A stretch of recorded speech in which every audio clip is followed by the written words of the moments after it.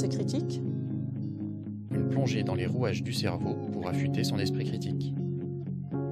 un podcast à seconde vue.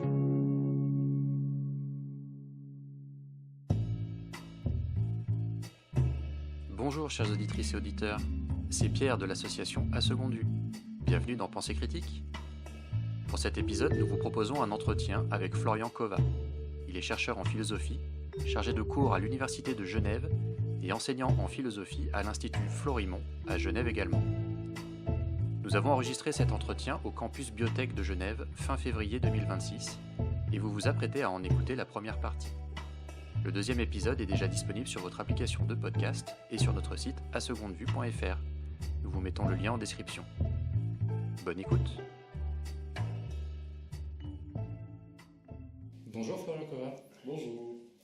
Pour commencer cet entretien, on va commencer par définir votre discipline en quelques mots et en particulier quels sont les sujets qu'elle étudie et de quelle manière se fait la recherche dans ce domaine. Très bien. Alors moi je suis en philosophie, donc définir la philosophie c'est une question philosophique. Mais il y a une définition que j'aime bien qui a été donnée par le philosophe Bertrand Russell. En gros l'idée c'est que la philosophie c'est une discipline qui essaye de résoudre rationnellement des questions pour lesquelles on n'a aucune autre discipline pour l'instant. C'est vraiment l'idée que si on prend l'histoire de la philosophie, tout un tas de questions qui aujourd'hui sont étudiées par la physique, la biologie, la chimie, les sciences sociales, c'était des questions philosophiques. À un moment donné, on a commencé à réussir à les résoudre, à avoir des méthodes. Ce sont devenues des disciplines séparées. Et en gros, en fait, la philosophie, c'est un peu les questions où personne ne veut. Puis des questions que même certains d'entre nous considéraient qu'on ne peut pas les étudier rationnellement. Mais voilà, certaines personnes continuent à chercher, à y trouver des raisons, des réponses de façon non religieuse, non spirituelle, mais rationnelle.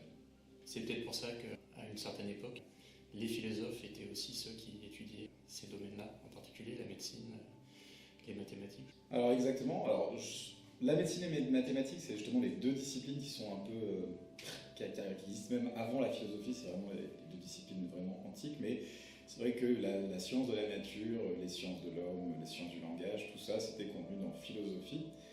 Même si on prend les grands scientifiques, par exemple du 18e, Newton, ses œuvres, il appelle ça philosophie de la nature, philosophie mathématique. C'est qu'à partir du 19e siècle que va avoir lieu la rupture entre philosophie et science, et qu'on va commencer à appeler ça science. Jusque-là, les sciences, c'était pas un nom qu'on donnait à des disciplines. La science, c'était de la connaissance, c'était le résultat de la recherche, en fait. Et vous, personnellement, quels sont vos intérêts de recherche, en particulier en ce moment ? Alors je travaille sur beaucoup de choses, je peux travailler sur la liberté. En ce moment je travaille à la fois sur le sens de la vie, d'où vient le besoin de sens de la vie, est-ce qu'il y en a un déjà, est-ce que c'est pas un mythe de raconter que tout le monde a besoin d'un sens à sa vie, quels sont les processus psychologiques derrière, en quoi c'est impliqué dans le fait de favoriser certaines croyances et comportements un peu douteux. Et de l'autre côté, je travaille sur tout ce qui est en lien avec l'esprit critique et aussi la philosophie des sciences, donc les bonnes façons de former ses croyances. Ça a l'air des choses assez différentes à première vue. Mais en général, moi, alors même si ça ne se voit pas toujours, c'est une sorte de projet un peu commun, parce que je pense qu'il y a un certain nombre, beaucoup de croyances, elles ne sont pas là parce que les gens ont juste des erreurs de raisonnement, on a tous des erreurs de raisonnement, mais aussi parce que certaines croyances viennent répondre à certains besoins, certaines attentes. Donc pour moi, les deux sujets sont un peu connectés. Est-ce qu'il y a des résultats dans votre champ de recherche qui devraient être connus de tous et enseignés à l'école ?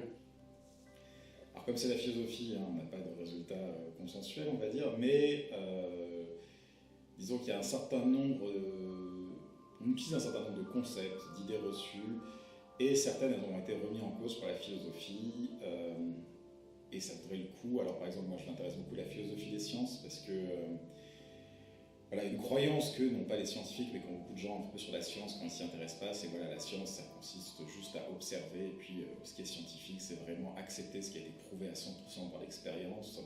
En général, ce qu'on montre en philosophie, c'est que si on s'arrêtait à ce qui était vraiment rendu certain par l'expérience, on ne pourrait même pas faire des lois générales, en fait. La plupart des lois générales, elles portent sur tout l'univers, puis on n'a pas observé tout l'univers.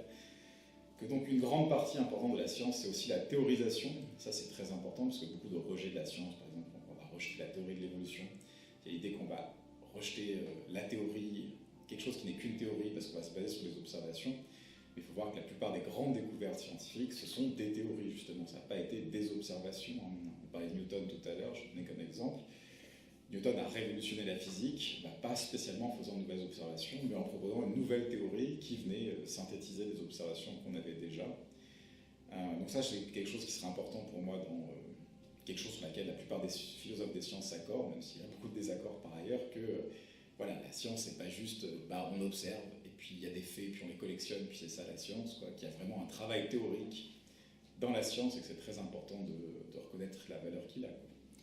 Est-ce que ça vient de la philosophie, cet apport à la méthodologie scientifique, le fait de dire faire de la bonne science, c'est pas essayer de prouver qu'on a raison, mais au contraire de prouver qu'on a tort?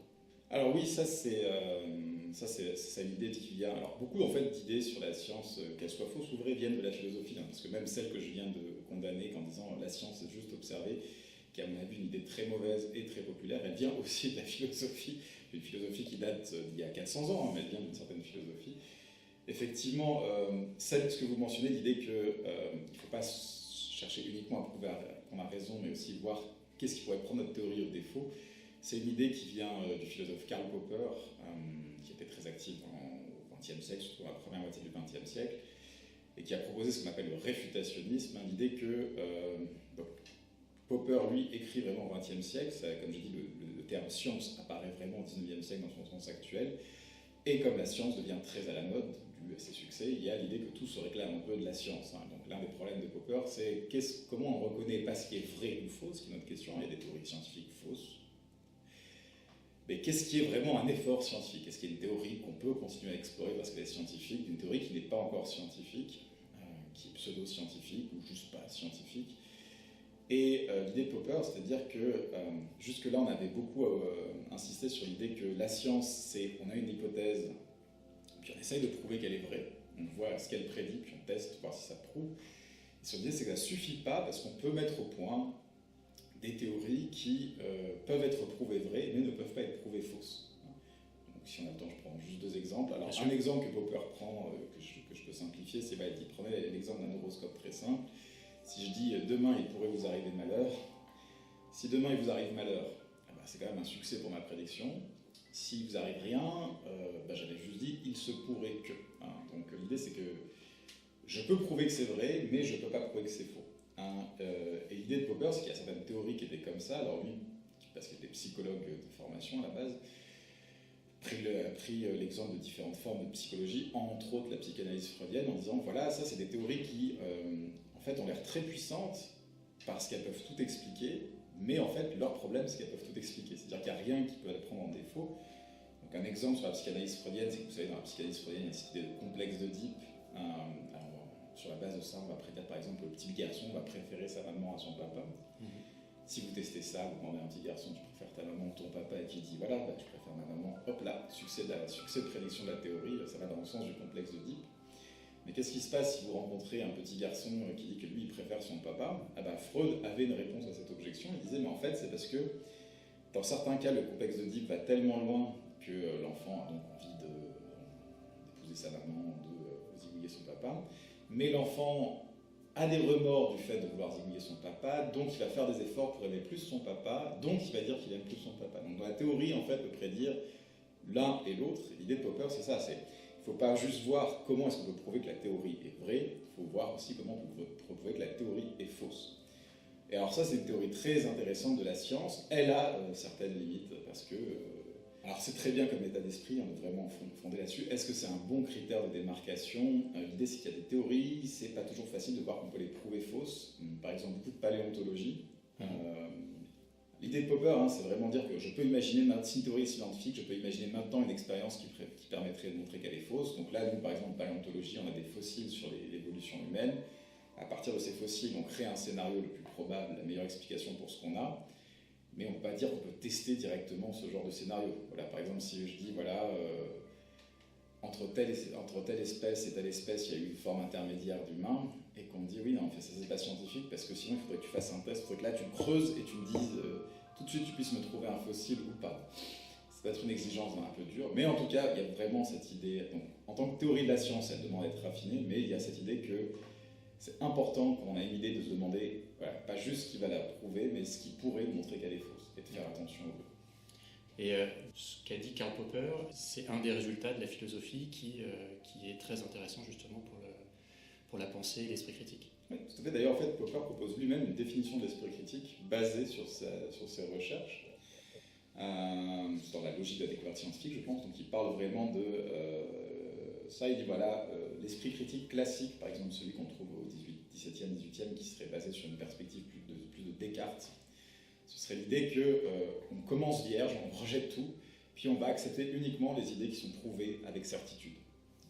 Ça, c'est un peu la façon. Alors, ce que dit Popper, en fait, c'est que ça, c'est pas possible pour tout un tas de raisons. Déjà, parce qu'il n'y a pas grand-chose qui peut être prouvé avec certitude. La seule chose que Descartes a réussi à prouver avec certitude, c'est qu'il existait, donc on va pas très très loin. Et l'idée qu'on puisse se débarrasser de toutes ces croyances, c'est un peu difficile en vrai.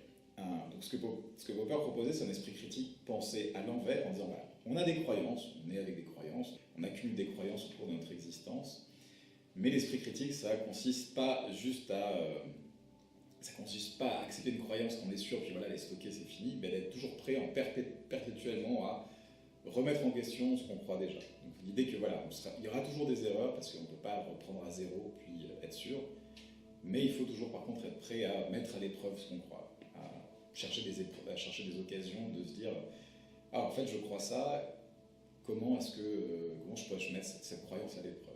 Et une fois qu'on l'a mis à l'épreuve, de ne pas se dire, bon, ben là, c'est bon, je l'ai mise à l'épreuve, elle est prouvée une bonne fois pour toutes. C'est pas comme ça que marche la science selon Popper.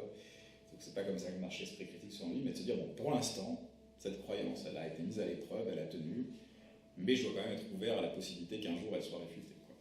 Je vous propose qu'on aille un petit peu plus loin justement dans ce que dit la philosophie de l'esprit critique et du scepticisme. Pour commencer, peut-on faire confiance aux autres pour se construire des opinions fiables?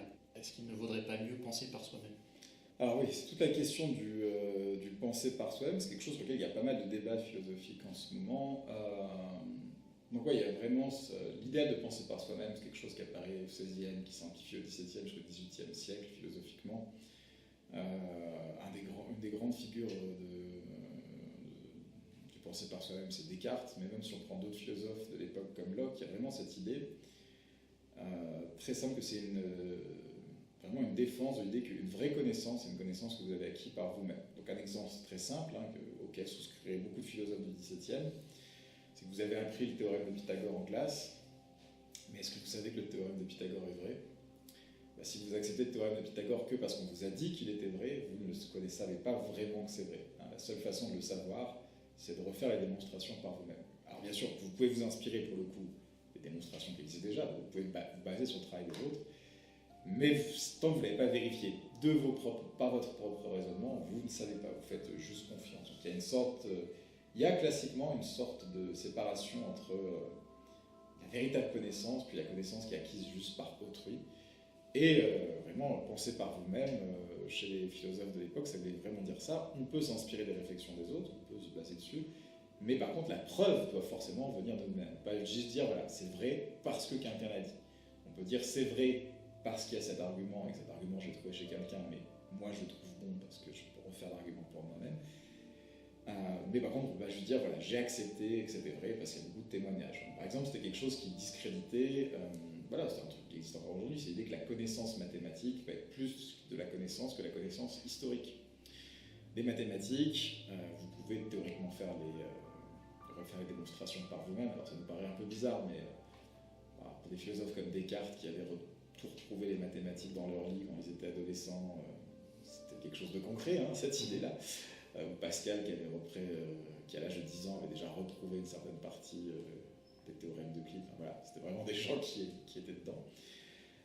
Et par contre, l'histoire, l'idée c'est que l'histoire était obligée de faire confiance à quelqu'un. Donc il y avait vraiment l'idée qu'il y avait deux sortes de savoirs différents, un savoir véritable, puis quelque chose d'un peu dégradé qui se basait sur la confiance. Le truc, c'est que c'est une conception de la connaissance qui est plus du tout utilisable à l'époque actuelle, même si vous prenez les sciences naturelles comme la physique, la biologie, qui ont l'air des formes de savoir authentiques, en tout cas qui font consensus sur ça, c'est de la science, ça c'est du savoir. Par exemple, un biologiste qui fait une IRM, il a besoin de se baser sur les théories physiques, sur comment fonctionne le magnétisme, qui ont été faites par d'autres scientifiques. Il va utiliser des méthodes statistiques qui ont été faites par d'autres scientifiques. Il y a plein d'expériences qu'on ne peut pas refaire par nous-mêmes. Hein. L'idée, c'est qu'au XVIIe siècle, la physique, c'était vraiment des trucs, c'était pas non plus des dispositifs de fou, quoi. Mais maintenant, on a le CERN. Voilà, on n'a pas tous un accélérateur de particules dans notre jardin. Donc ça, c'était quelque chose qu'en fait, qui était déjà discuté à l'époque. Hein, à l'époque où Descartes chantait l'idée qu'il fallait penser par soi-même. Il y a un autre philosophe qui s'appelait Pascal, que je viens de citer, justement, qui avait un texte assez... c'est dans la préface pour son traité du vide, dans lequel il utilise le vide, où il dit, voilà, en fait, ce qui permet à l'humanité de progresser, c'est justement qu'on ne reprend pas tout au début, quoi. Sinon, on serait condamné comme les animaux. Il dit, voilà, ce qui différencie l'homme de l'animal, hein, donc on existe, c'est une théorie, une époque où les espèces sont fixes, hein, il n'y a pas de théorie d'évolution, c'est que chaque abeille qui naîtra reprend toute la connaissance à zéro, quoi, et chaque chien qui naîtra reprend tout à zéro. Il n'y a pas de transmission. L'espèce reste désespérément la même. Et ce qui permet pour lui la révolution scientifique, c'est l'idée qu'on est capable justement de faire confiance et de s'appuyer sur ce qu'ont fait les autres avant, même si on est toujours prêt à le remettre en question, hein, parce qu'on est toujours dès que rien n'est complètement certain. Mais que voilà, si on donne aux connaissances qui sont faites sur la base de la confiance un statut dégradé, finalement, on ne sait pas grand-chose en fait. Ça, c'est un exercice que je fais avec mes élèves, parce que c'est classique, hein, c'est de dire, voilà, qu'est-ce que vous sauriez si vous étiez tout seul, pas si vous étiez tout seul, mais si vous ne faisiez absolument pas confiance à ce que disent les autres. Puis ça va pas très loin en vrai, hein, ce qu'on sait. Donc cette confiance, en fait, c'est ce qui relierait au final nos connaissances individuelles à justement toutes ces connaissances collectives qui ont été élaborées au fil des millénaires. Voilà, c'est ça, mais même dans la vie de tous les jours, hein. Par exemple, si vous demandez la direction de quelqu'un dans une ville pour trouver un endroit, vous faites confiance même à cette personne. Donc il y a vraiment l'idée que finalement, refuser de baser la connaissance sur la confiance, c'est en fait rejeter même ce qui fait de l'être humain une espèce capable de pousser ses connaissances aussi loin qu'on les a poussées jusqu'ici. Il y a l'idée que la connaissance, en fait, c'est un acte collectif, c'est une contribution collective. Il y a un exemple qui est beaucoup pris en philosophie des sciences, hein, aujourd'hui, c'est les modèles sur le climat, hein, qui permettent de distinguer les différentes hypothèses. Ils sont bâtis sur les apports de tellement de personnes que c'est pas quelque chose qu'une personne pousserait par elle-même, mais en fait, même c'est pas clair qu'il y ait une personne qui connaisse par elle-même, qui ait dans sa tête tous les éléments. C'est vraiment une connaissance collective au sens où c'est quelque chose qui n'existe. On peut dire qu'on collectivement sait ces choses-là, mais c'est vrai que individuellement, personne n'a tous les éléments, quoi. Et justement, quand on parle de collectif, à partir de quel niveau d'influence sociale, mais aussi médiatique ou affective, notamment au sein de la famille, est-ce qu'on peut dire que notre jugement n'est plus libre ?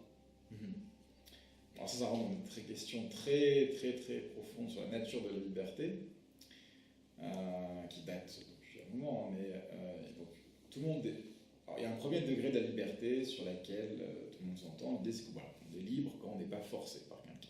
Voilà. On peut dire à partir du moment où on m'a pas fait un lavage de cerveau, un bourrage de crâne express, on m'a pas menacé pour que je croie quelque chose, mes croyances sont libres. De la même façon que mes actions sont libres. Mais dans les débats sur la liberté, il y a l'idée, est-ce qu'il ne faut pas quelque chose de plus ? Par exemple, est-ce que je suis libre vraiment quand j'agis selon ce que je veux, de façon non forcée ? Est-ce que, par exemple, si je fais quelque chose parce que j'étais dans une secte où ma famille m'a expliqué pendant très longtemps que c'est ça qu'il fallait faire, est-ce que je suis libre, quoi ? Ça, c'est tout un débat sur est-ce que finalement, si je suis influencé, je suis libre ? Bon, le problème, c'est que en philosophie, on se dit, mais en fait, si on n'était pas influencé, à quoi ça ressemblerait ? Qu'est-ce que ça ressemble à quoi ressemblerait une personne qui est influencée par rien ? Donc ça, c'est une question qu'on appelle en philosophie la question de l'acte libre. Qu'est-ce que serait un acte purement non influencé ? Est-ce que ce serait un acte vraiment libre ? Ça, c'est une problématique qui a beaucoup été explorée entre la Première et la Seconde Guerre mondiale, par exemple, comme des mouvements comme le surréalisme. Il y avait leur idée que, vu que la raison, c'est qu'on raisonne, on est influencé par les valeurs de la société bourgeoise de l'époque, laquelle il fallait échapper, parce que c'était elle qui avait causé la Première Guerre. Comment on fait pour être libre ? Donc eux, il y avait vraiment cette idée que pour être libre, il fallait abandonner toute raison, quoi, justement. Parce qu'à partir du moment où on réfléchit, on va se référer à des éléments, à des valeurs qu'on a apprises. Donc pour eux, c'était la drogue, les cadavres exquis, le rêve, tout ce qui était un peu l'inconscient. Mais est-ce qu'on est vraiment plus libre, nous ? Parce que finalement, ce que faisaient Ce que faisaient les surréalistes, par exemple, c'est qu'ils écrivaient des poèmes dans lesquels ils faisaient des associations automatiques. Est-ce que ces associations, elles sont d'autant plus libres qu'elles ne sont pas rationnelles? Il y a forcément aussi des influences. Quoi. Donc, donc l'idée de penser que la liberté, c'est l'absence d'influence, ça mène un peu à une sorte d'impasse, en général, on considère. Une façon plus courante, enfin pas plus courante, une façon un peu compromis, on va dire, de penser liberté, c'est l'idée que voilà, je suis libre quand je prends des décisions. Ces décisions, elles se basent sur des valeurs, des préférences qui viennent de quelque part. Une préférence alimentaire, ça peut venir de comment j'ai été éduqué, des préférences alimentaires qui dépendent de notre composition génétique. Vraiment, il y a certaines épices qu'on supporte plus ou moins, qu'on est comme ça. Mais l'idée, c'est que je suis libre quand ma décision, elle est capable de ce qu'on appelle répondre aux raisons. C'est-à-dire que je ne suis pas influencé automatiquement comme ça, mais justement, je suis capable de peser ces différentes influences et agir en fonction de ce qui me paraît le mieux. Alors, il y a plein de gens qui ne trouvent pas ça satisfaisant, mais... moi, ça me parle quand vous parlez justement d'alimentation, parce que ça me semble être un bon exemple, puisqu'on peut changer de régime alimentaire au fil de nos influences, devenir végétarien après plusieurs... L'idée, c'est que voilà, si je changeais de régime alimentaire parce que j'étais sous le coup d'une phobie, je ne serais pas libre. C'est pas le changement lui-même. Si je développe une sorte de phobie alimentaire, je change mon régime alimentaire, mais c'est pas pour ça que je suis libre. Le changement n'est pas une... Oui, ou en cas d'intolérance. Mais l'idée, c'est que le changement est guidé par le fait de prendre en compte des raisons pour et contre. Le fait de pouvoir... Ouais. Donc il y a l'idée vraiment dans cette conception de la liberté. La rationalité est une condition de la liberté, en fait. Même quand j'ai présenté ça en classe il y a 2 mois, il y a des élèves qui disent, mais en fait, ça, c'est ce qu'on appelle l'esprit critique. Donc il y a un peu l'idée que, finalement, à l'intérieur de cette définition de la liberté, il y a l'idée d'être capable de créer un retour critique et conscient sur nos choix et d'accepter une sorte de liberté. Donc pour l'esprit critique, l'idée, ce serait que l'équivalent pour l'esprit critique, ce serait l'idée que toutes nos croyances, elles ont une origine, elles ont des influences.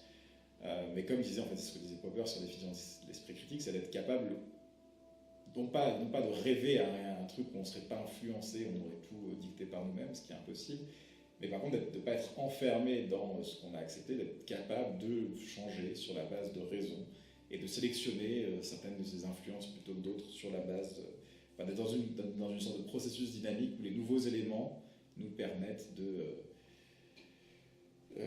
procéder à un examen rationnel de ce qui est déjà là et de voir ce qu'on garde ou pas, quoi. Je reste sur le régime alimentaire. Là, on va avoir des influences que j'appellerais morales, typiquement pour les gens qui ne veulent plus manger de viande pour des raisons éthiques vis-à-vis de la souffrance animale, mais qui vont, d'un autre côté, avoir des influences sociales qui font que ça va être compliqué pour eux d'arrêter de manger de la viande. Est-ce que ça rejoint ce que vous disiez ? Alors oui, l'idée c'est que une personne qui arriverait à changer de régime parce qu'elle juge que c'est plus rationnel de ne pas manger des animaux pour telle ou telle raison, pourrait dire qu'elle est libre. Est-ce qu'une personne qui reviendrait sur sa décision sur la base d'influence sociale, il faut voir ce qu'on appelle influence sociale, quoi. Si les influences sociales, c'est que les gens autour d'elle lui donnent des raisons, qui demandent de se remettre à manger de la viande, alors je n'ai pas trop en tête, mais on va pas rentrer dans ce débat, mais des bons arguments pour se remettre à manger de la viande et que c'est pour ça qu'elle change d'avis. Justement, là je parlais plutôt d'arguments plus implicites, et plus une pression sociale qui fait qu'aujourd'hui, la société tourne beaucoup autour de l'alimentation à base de viande. Et donc, par exemple, quand on va dans un restaurant, c'est pas systématique qu'il y ait des plats végétariens. Voilà, c'est ce que je voulais arriver en second. Donc là, c'est le second cas où justement, là, l'idée, c'est soit la personne ne va jamais devenir vraiment végétarienne parce que c'est trop pénible. Là, on peut dire que ce changement d'opinion-là, ce comportement plutôt, il est moins libre dans le sens où il n'est pas fait sur la base de ce qui nous paraît le plus rationnel, mais sur le fait de c'est trop difficile, je suis un peu plus ou moins, entre guillemets, puni pour faire ça, quoi. Donc c'est vraiment, l'idée, c'est que une décision, un comportement, elle est libre quand elle est en accord avec ce qu'on juge mieux. Alors bien sûr, ça ne va pas être la même chose pour tout le monde, mais en tout cas quand elle coïncide avec un examen, un jugement rationnel. Voilà. Si on juge qu'en fait ce qui serait le plus rationnel, ce serait d'arrêter de manger de la viande ou de manger de la viande, mais qu'on n'arrive pas à implémenter ça parce que c'est trop difficile, parce que les gens sont contre nous, parce qu'on n'est pas encouragé, parce qu'on est moqué, et ben, du coup là effectivement l'idée c'est que ce ne serait pas libre, parce que le comportement n'est pas en adéquation avec ce que nous-mêmes on juge que devrait être notre comportement. Est-ce que faire preuve d'esprit critique, c'est être sceptique ? Alors c'est très compliqué. Parce que le scepticisme, c'est un terme qui a une très longue histoire, qui vient de la philosophie, justement. Et en fait, ce qu'on appelle scepticisme aujourd'hui, ça n'a pas forcément grand-chose à voir avec ce qu'on appelle, voire appelle toujours, appeler scepticisme en philosophie, en fait, c'est ça. En fait, les sceptiques, donc c'est des écoles antiques qui naissent au 4e, 3e siècle avant Jésus-Christ. Et les sceptiques, à la base, c'est des écoles antiques pour lesquelles, en gros, leur point commun, parce qu'il y a plusieurs écoles sceptiques, c'est que la connaissance est impossible, en fait. C'est juste impossible de savoir quelque chose. Parce que il y a l'idée, le raisonnement est simple, même si on peut le remettre en question, c'est l'idée que pour eux, la connaissance, ça implique la certitude. Si on n'est pas certain de quelque chose, on ne peut pas dire qu'on le sait. Et on peut être certain de rien, donc on ne sait rien. L'école sceptique la plus connue, c'est celle qui a eu le plus d'influence, c'est les pyrrhoniens, qui soutiennent l'idée que, justement, il ne faut jamais prétendre qu'on puisse savoir quelque chose. Et on ne peut même pas dire que certaines choses sont plus probables que d'autres. Pour eux, il fallait se dire, voilà, toutes les possibilités sont équivalentes. Est-ce qu'il pleut dehors, est-ce qu'il fait beau, j'en sais rien, je ne peux pas savoir. Donc ils avaient mis au point tout un tas d'arguments et même de méthodes, d'exercices pour se persuader qu'on ne sait rien. Et il faut voir que les sceptiques, dans ce sens-là, ce qui est important, ce sont des ennemis de la science. C'est-à-dire qu'aujourd'hui, on rapproche scepticisme et science, mais sur cette base-là, le scepticisme, ça a été pendant longtemps quelque chose qui s'oppose au projet scientifique, à la possibilité de connaître quoi que ce soit. C'est un projet qui a ressuscité avec la Renaissance, avec des auteurs très connus comme Montaigne, qui sont vraiment opposés à la prétention humaine à savoir des choses. Il fallait juste être humble, et puis prier Dieu, et remercier Dieu, et puis voilà. Il ne fallait pas que l'humain prétende aller plus loin. Et il y a eu une sorte de retournement au XVIIe, XVIIIe avec la révolution scientifique. Ce genre de scepticisme-là, il est un peu mort comme courant. C'est-à-dire qu'encore aujourd'hui, il y a des philosophes qui défendent des positions sceptiques dans ce sens-là, qui disent, mais en vrai, est-ce qu'on sait que le monde extérieur existe? Est-ce que je sais que là, je suis en train d'enregistrer un podcast? Pourquoi je ne serais pas en train de rêver? Ça reste une question philosophique. Ce qu'on appelle le scepticisme, dans ce cas-là, c'est l'idée qu'on ne peut même pas savoir ça, quoi. Mais à partir du XVIIe, XVIIIe, il y a eu la révolution scientifique, accompagnée de certaines théories que les philosophes ont développées sur qu'est-ce que c'est que la science. Dans cette théorie dont on avait parlé, où il faut opposer la spéculation aux faits observables. Et c'est dans ce contexte-là que certains philosophes comme Hume, par exemple, ont développé ce qu'ils appellent un scepticisme modéré, qui ressemble plus à ce qu'on appelle le scepticisme aujourd'hui. C'est l'idée de, ok, on peut savoir des trucs, par exemple, ce qui est donné dans l'observation, ça va, mais par contre, il faut se méfier de tout ce qui est grande théorie, spéculation intellectuelle, il faut vraiment s'en baser à ce qui peut être observé. Et ce terme de scepticisme, il a survécu. Par exemple, Bertrand Russell, qui encore une fois, qui est un philosophe du XXe siècle, il a écrit un livre qui s'appelle Essai sceptique, où il dit, voilà, ma position sceptique, qu'est-ce que c'est? C'est l'idée que je ne dois pas croire quelque chose si je n'ai pas une bonne raison de le croire. Ce qui est quand même une position beaucoup plus modérée de dire que je ne peux rien savoir. L'idée, c'est juste dire, voilà, si vous n'avez pas de raison, vous ne précipitez pas. Donc on a eu un développement du scepticisme qui donne naissance au scepticisme contemporain, ce qu'on appelle les différents mouvements sceptiques qu'on trouve dans différents pays, où là, scepticisme, ça veut juste dire en fait une sorte de prudence, de dire, voilà, on ne croit pas sans avoir suffisamment de preuves. Et même s'il y a une origine assez philosophique à ça, c'est un mouvement qui est assez indépendant finalement de la philosophie en soi. C'est-à-dire ce scepticisme-là, un peu plus moderne, scientifique, il a des racines philosophiques, mais c'est vrai qu'il n'y a pas beaucoup de travaux philosophiques sur le scepticisme dans ce sens-là. Parce que pour un philosophe, ça s'appellerait juste être rationnel, quoi. La position qui consiste à dire il ne faut croire des choses que si on a assez de bonnes raisons de le croire, finalement, parce que c'est quelque chose qui mérite un nom. Je parle du point de vue philosophique, je ne parle pas du point de vue social, etc. Ça paraît juste en fait le minimum de ce qui a toujours été recommandé depuis le début de l'histoire de la philosophie. En fait. Là, vous avez déjà répondu un petit peu à la question, mais ma question suivante, c'était justement est-ce qu'il était nécessaire d'être scientifique pour être capable de faire preuve d'esprit critique? Alors, ça dépend de ce qu'on appelle être scientifique, voilà. C'est ça. Si on appelle être sceptique. Voilà. Alors, on va partir du point de vue de l'idée que, comme je l'ai dit, il y a un sens où clairement scepticisme et scientifique, c'est opposé. Si on prend scepticisme, l'idée qu'on ne peut rien savoir, et il faut se contenter de l'idée qu'on ne peut rien savoir, et la science est une tentative de recherche de la connaissance, par définition c'est opposé. Donc là je vais partir avec l'idée de scepticisme, on entend plus cet aspect prudent, cette idée que voilà, on a conscience des défauts de l'esprit humain, on sait qu'on peut croire des choses fausses, qu'on peut se jeter sur certaines croyances fausses, qui est vraiment aussi une idée qui se développe au XVIIe, XVIIIe avec certains auteurs. Voilà, prenons le scepticisme vraiment comme cette idée de prudence. Je pense que ça colle plus à ce qu'on appelle le scepticisme dans le cadre de l'esprit critique. Puis même quand les gens disent voilà, je reste sceptique aujourd'hui, ça veut dire voilà, c'est ça, je fais preuve de cette prudence. Est-ce qu'il faut être scientifique? Alors, Si par scientifique on entend la profession, bien sûr que non, hein, c'est pas nécessaire. Mais il y a un peu cette idée finalement qu'on trouve parfois que cette prudence de l'esprit qu'on appelle l'esprit critique, ça serait la méthode scientifique. C'est quelque chose, encore une fois, l'idée qui revient au XVIIe, XVIIIe siècle, avec l'idée que être scientifique, c'est n'accepter que ce qu'il y a des preuves, il faut que la science progresse de pas à pas. Et dans un certain sens, il y a des aspects proches entre ça et la science. C'est-à-dire que par exemple, dans la science, on va essayer de faire des expériences pour tester les théories, qui cherchent à mettre de côté un certain nombre d'explications alternatives, qui cherchent à mettre de côté un certain nombre de biais, donc il y a vraiment une sorte de contrôle. Mais en même temps, moi, ma théorie, c'est que si on était complètement sceptique, on ne pourrait pas être scientifique. Dans le sens suivant, c'est que, pour moi, mais encore, c'est quelque chose qui est tiré de Popper, mais l'idée, c'est que la science, elle progresse principalement par de nouvelles théories. Et en gros, ces théories, en général, elles exigent de faire un saut par rapport à ce qu'on sait déjà. Par exemple, quand Newton, je reprends cet exemple parce qu'il est célèbre, quand Newton propose sa loi de l'attraction universelle, il faut voir qu'il n'a aucune preuve directe de l'existence de l'attraction universelle. Son idée, c'est juste, hey, si je propose un modèle dans lequel il y a l'attraction universelle, ça explique le mouvement des planètes, ça explique les trajectoires des boules de canon, ça explique tout, mais les expériences qui permettent de visualiser l'attraction, il faudra attendre un bon siècle après pour que ça fonctionne.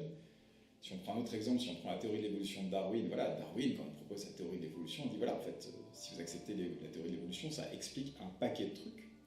Mais techniquement, à son époque, on n'a pas non plus d'observation directe, même de la microévolution. Il faudra attendre encore aussi un certain temps.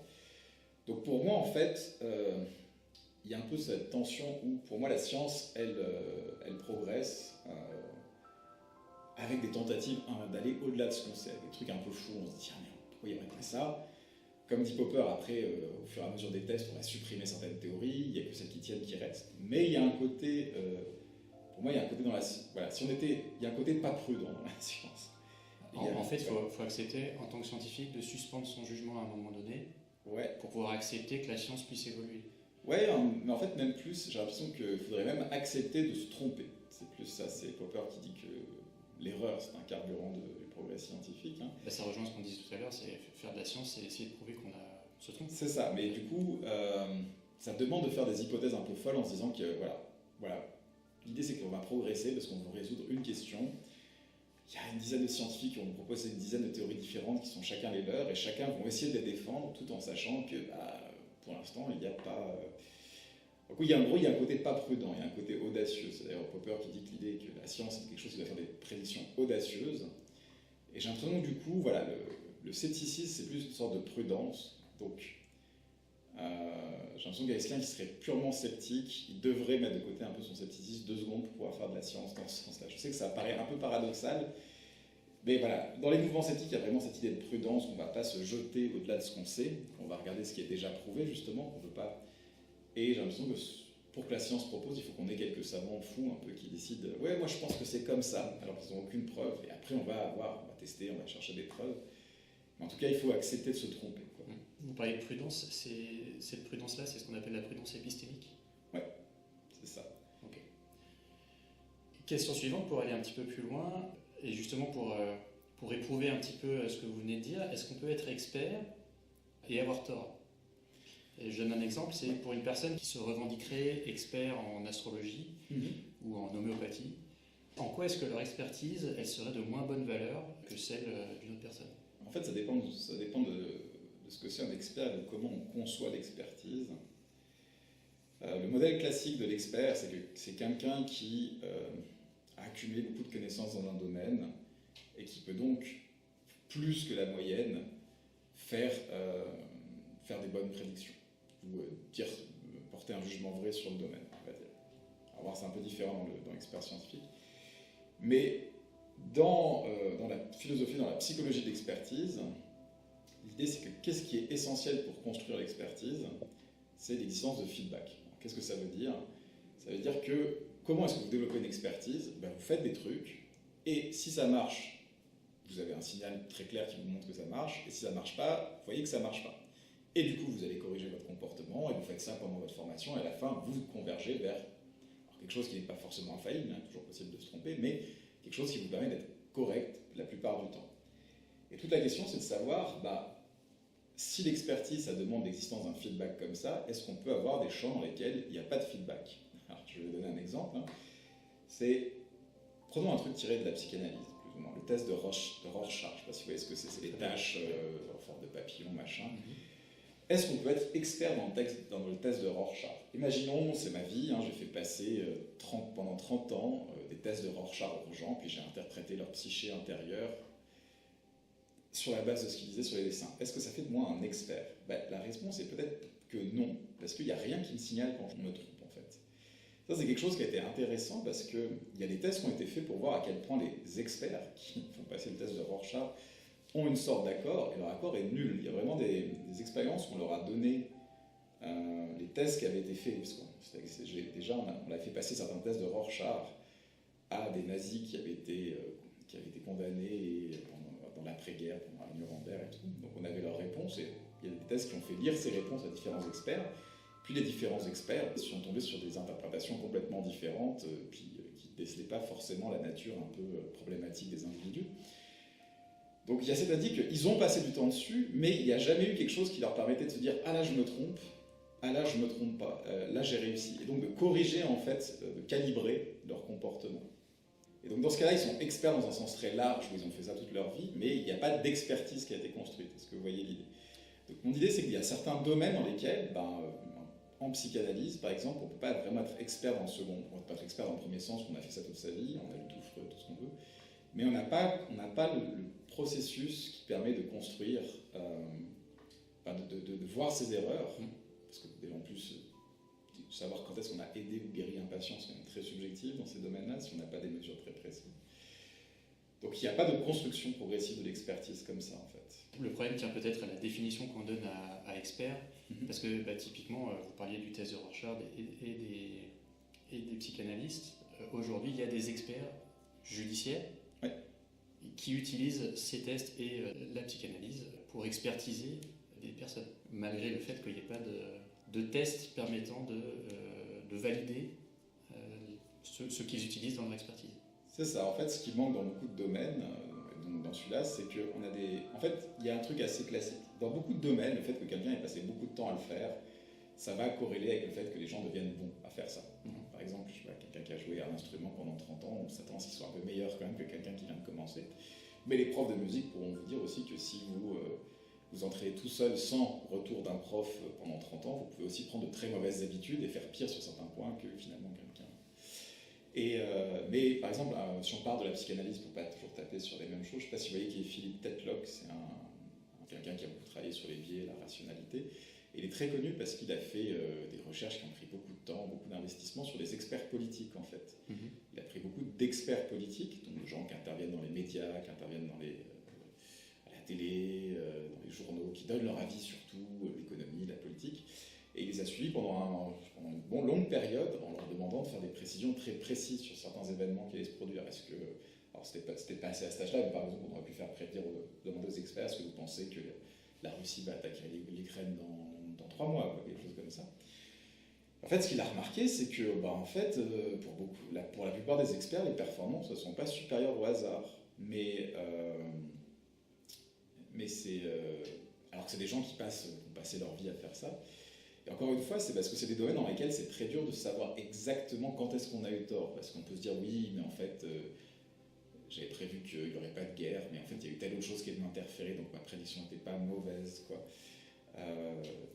Est-ce que c'est pas le même phénomène qui se passe justement avec l'horoscope dont on parlait tout à l'heure, à savoir que quand ils font une prévision qui s'avère être exacte, tout le monde s'en souvient parce que c'est marquant, alors que la plupart du temps, ils disent des choses qui ne se réalisent pas, mais du coup, ça ne nous marque pas et donc on passe outre. Exactement. Et on continue à inviter ces personnes. Tout à fait ça. L'idée, c'est que les milieux où vont fleurir des experts qui ne sont pas des experts, c'est des cas comme ça où l'échec et le succès sont... On peut se vanter de l'échec, mais on peut toujours expliquer... on peut se vanter du succès, mais on peut toujours un peu expliquer l'échec de cette façon-là. Et ce qui est intéressant, c'est qu'il y a un domaine qui était comme ça, c'était la médecine finalement. Je veux dire, la médecine, pendant très longtemps, a colporté des remèdes qui étaient en fait nocifs. nocif pour les patients parce que les médecins se basaient sur leur propre expérience personnelle et c'est un domaine dans lequel en fait c'est très dur d'être clair sur tout ça. Je veux dire, c'est pas comme si on appuie sur un bouton puis on voit tout de suite si le patient est soigné ou pas. En fait, il se passe d'autres trucs, ça prend du temps. On peut se dire finalement, il y a eu d'autres facteurs qui ont amené la cause du patient. Donc là, ce qui a permis à la médecine de devenir vraiment plus scientifique, c'est l'idée qu'on a fourni du feedback aux médecins sous la forme d'essais cliniques en leur disant voilà, ça marche vraiment ou pas. Parce que le feedback qu'on a dans la vie de tous les jours, s'il n'est pas suffisant, même nous, quand on estime forcément l'impact que les médicaments ont sur nous, on n'est pas forcément très très bon pour ça non plus, pour toutes ces raisons-là. Est-ce qu'on pourrait résumer l'esprit critique à la capacité qu'on aurait à corriger nos jugements ou à comprendre pourquoi nous portons ces jugements? Alors, non. Alors, je pense que c'est deux composants très importants. L'idée qu'effectivement... voilà, le problème de la définition de l'esprit critique, c'est que, selon moi, on veut quelque chose qui nous permet de juger mieux, mais on ne veut pas juste dire que c'est le fait de juger mieux. Ça paraît un peu bizarre. Moi, je pense qu'une définition un peu implicite de l'esprit critique, c'est qu'on a un certain nombre de tentations qui nous détournent du bon jugement et qu'une partie, en tout cas une fonction de l'esprit critique, c'est de nous permettre de résister à ces tentations-là, quoi. Donc effectivement, une partie importante, c'est déjà d'être conscient, d'arriver à prendre conscience des choses qui peuvent dévier notre jugement, qui peuvent influencer notre jugement. Et c'est aussi bien avoir la capacité de prendre des mesures pour les corriger, pas forcément tout seul, mais par exemple en se mettant dans des environnements avec d'autres personnes, discuter avec d'autres personnes. Juste le fait de prendre la décision de parler avec d'autres personnes, ça peut être une façon de contrer ces biais.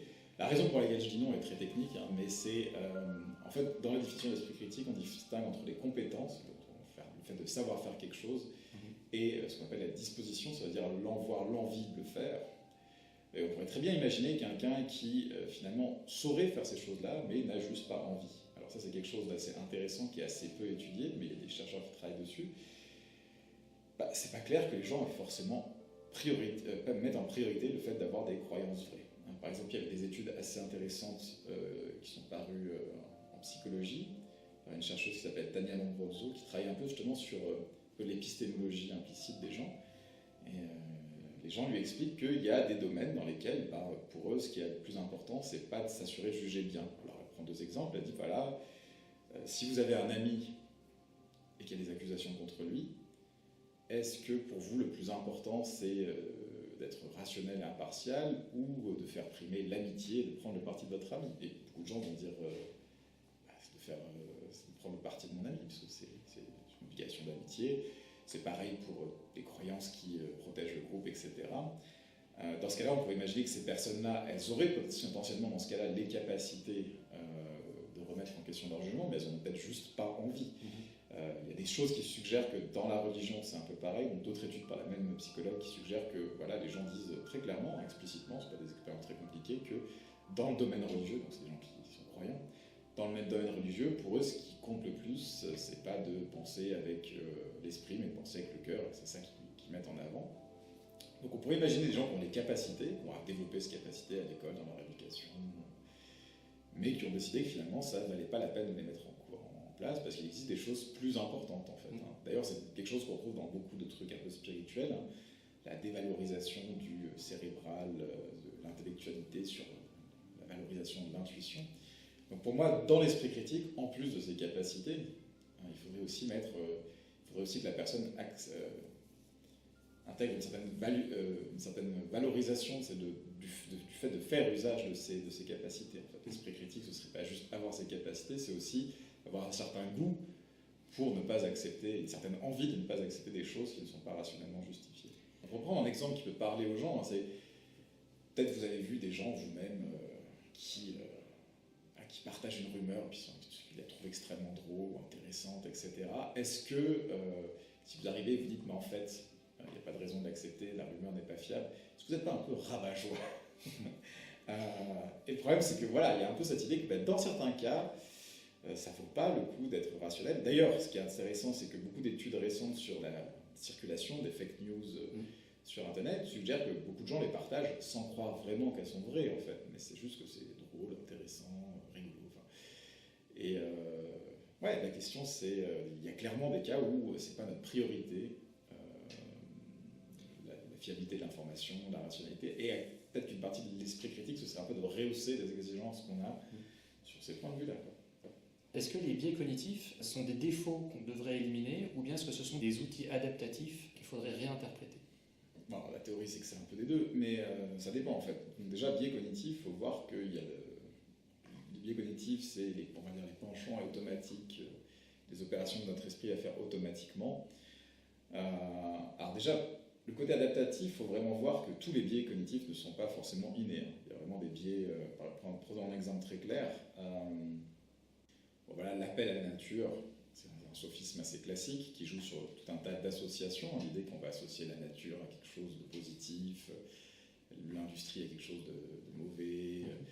Bon, ça c'est quelque chose qu'on a appris, c'est quelque chose qui est culturellement situé, qui apparaît au XVIIIe siècle. Donc dans ce cas-là, bon, ça paraît plus quelque chose dont il faut se défaire que quelque chose qui aurait une valeur adaptative quelconque, quoi. L'idée de valeur adaptative, c'est l'idée qu'il y a soit des choses innées, soit des règles qu'on a apprises parce que ça permet d'aller plus vite. Un exemple, c'est de se dire, voilà, si je me demande est-ce que telle personne est très connue, si j'entends parler d'une personne, je me dis, je vais voir si j'en ai déjà entendu parler, puis si j'en ai clairement entendu parler, je vais dire qu'elle est connue, puis si j'en ai jamais entendu parler, je vais dire qu'elle n'est pas connue, c'est ce qu'on appelle l'heuristique de disponibilité.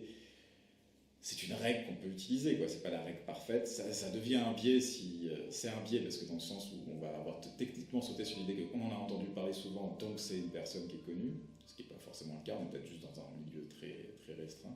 Voilà, moi, si je parle de philosophes que j'entends parler tout le temps, je sais qu'en vrai, ça va pas être très connu en dehors de mon milieu. L'idée, c'est de voir que c'est des réflexes qui peuvent être utiles, mais d'en comprendre les limites. En fait, il faut vraiment voir. Je veux dire, pour moi, les biais ne sont pas forcément tous des règles adaptatives. Il y en a qu'on a vraiment. Il y en a qui sont juste des associations d'idées, des stéréotypes. Tout ça, c'est des biais, en fait, c'est des choses automatiques. C'est